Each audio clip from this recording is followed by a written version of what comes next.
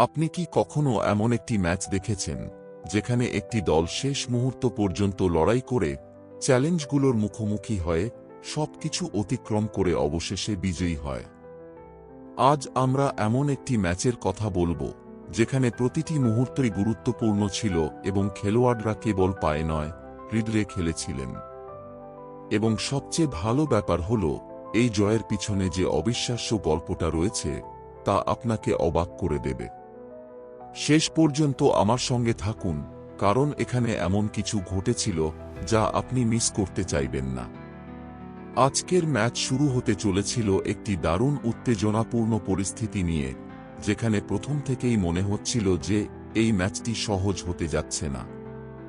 জামশেদপুরের প্রতিরক্ষা এতটাই শক্ত ছিল যে কোনোভাবেই আমাদের দলকে সহজে গোল করতে দেয়নি। তবে ম্যাচের শেষ দিকে এমন এক মুহূর্ত আসে যা সম্পূর্ণ পরিস্থিতি বদলে দেয়। প্রতিটি মুহূর্তই একটি যুদ্ধের মতো, কিন্তু শেষ পর্যন্ত যারা জিতেছে তারা সত্যিই সবকিছু দান করেছে। প্রথমে যখন গোলটি আসে তখন মনে হয়েছিল যে আমাদের সামনে ৯-০ মিনিট ধরে এই লিড ধরে রাখার কঠিন চ্যালেঞ্জ থাকবে। যাই হোক, খালিদ জামিলের দল শুরু থেকেই আমাদের উপর চাপ তৈরি করেছিল। তাদের প্রতিরক্ষা এতটাই মজবুত ছিল যে প্রথম গোলের পর থেকে আমরা তাদের প্রতিরক্ষা ভাঙতে বেশ কয়েকটি প্রচেষ্টা চালিয়েছিলাম। কিন্তু তাদের ডিফেন্সের মধ্যে এক ধরনের অবিচলিত শক্তি ছিল। তবে জামশেদপুরের দল তাদের শক্ত প্রতিরক্ষা সত্ত্বেও কয়েকটি দারুণ সুযোগ পেয়েছিল। যদি তারা এগুলো থেকে গোল করতে পারত তবে ফলাফল হয়তো অন্যরকম হতে পারত, কিন্তু তারা পারল না। এবং যখন মনে হচ্ছিল যে ম্যাচটি পেনাল্টি শুটআউটে যাবে, ঠিক সেই মুহূর্তে এক দুর্দান্ত গোল ঘটে যা সবকিছু বদলে দেয়। এবার আসি প্রণয় হালদারের দিকে, যিনি আজকের ম্যাচে এক নতুন পরিচয় দিয়েছেন। প্রথম গোলের জন্য তার ভূমিকা অসাধারণ ছিল। তার ভুল থেকে কিন্তু এক অবিশ্বাস্য পাস এবং অবদান আসে। মাঠে তার উপস্থিতি ছিল একেবারে অপরিহার্য। জামশেদপুরের খেলোয়াড়দের দিক থেকে একটা উত্তপ্ত পরিস্থিতি চলছিল, কিন্তু তারপরও প্রণয়ের অবদান ছিল একদম সঠিক সময়। ম্যাচের দ্বিতীয়ার্ধের শুরুতেই আমরা সমতা ফিরে পেলাম এবং ম্যাচটি সেখান থেকেই নতুন করে শুরু হয়েছিল। জামশেদপুর পুরোপুরি আমাদের প্রতিরক্ষা ভাঙতে পারছিল না, যদিও তারা বেশ কিছু সময় আমাদের আটকিয়ে রেখেছিল।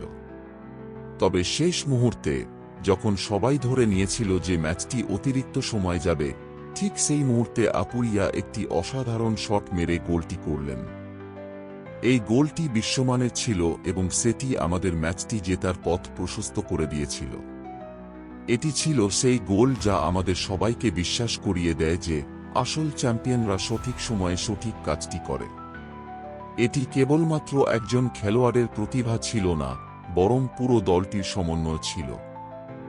যে গোলটি জেসন কামিন্স করেছিলেন সেটিও ছিল তার এক অসাধারণ দক্ষতার পরিচয়, যেহেতু জামশেদপুরের দল তাদের ডিফেন্স নিয়ে খুব ভালোভাবে খেলছিল এবং ওপেন প্লে থেকে গোল করা খুব কঠিন ছিল। কিন্তু কামিন্সের পা থেকেই সেই গোলটি এসেছে, যা সবাইকে চমকে দেয়। এছাড়া আশিস রায়ের কথাও বলতেই হয়। ম্যাচের শুরুর দিকে তিনি একটি মিসপাস করেছিলেন, কিন্তু তারপর তিনি যেভাবে খেলে গেছেন তা ছিল অসাধারণ। তার শটগুলো একেবারে মেসির মতো ছিল, এমনকি গোলকিপারও বাধা দিতে পারেননি। তার ক্রসগুলো ছিল দুর্দান্ত এবং জেমি ম্যাকলারেনের জন্য সেগুলো কার্যকর হতে পারত যদি সঠিক সময়ে সে প্রস্তুত থাকত। যতটা গুরুত্বপূর্ণ ছিল আমাদের আক্রমণ, ততটাই গুরুত্বপূর্ণ ছিল আমাদের প্রতিরক্ষা। টম অ্যালড্রেড এবং অ্যালবার্টো রোড্রিগেস, এই দুই বিদেশি ডিফেন্ডারের প্রতিরক্ষা ছিল আমাদের সফলতার মূল চাবিকাঠি। এই দুজনের সমন্বয়ে অনেক মুহূর্তে আমাদের রক্ষাকবচ নিশ্চিত হয়েছে। তাদের উপস্থিতি ছাড়া হয়তো এই ম্যাচের ফলাফল ভিন্ন হতে পারত। এই ম্যাচের শেষে আমি একেবারে একটি ব্যক্তিগত গল্প শেয়ার করতে চাই। আজ একটি কঠিন পরিস্থিতির মধ্যেও একটি প্লেয়ার তার প্রিয় দল এবং বাবার স্মৃতির জন্য মাঠে খেলেছে। তার বাবা সবসময় মোহনবাগানের একজন বড় ভক্ত ছিলেন এবং আজ তিনি তার বাবার প্রতি শ্রদ্ধা জানিয়ে মাঠে এসেছিলেন।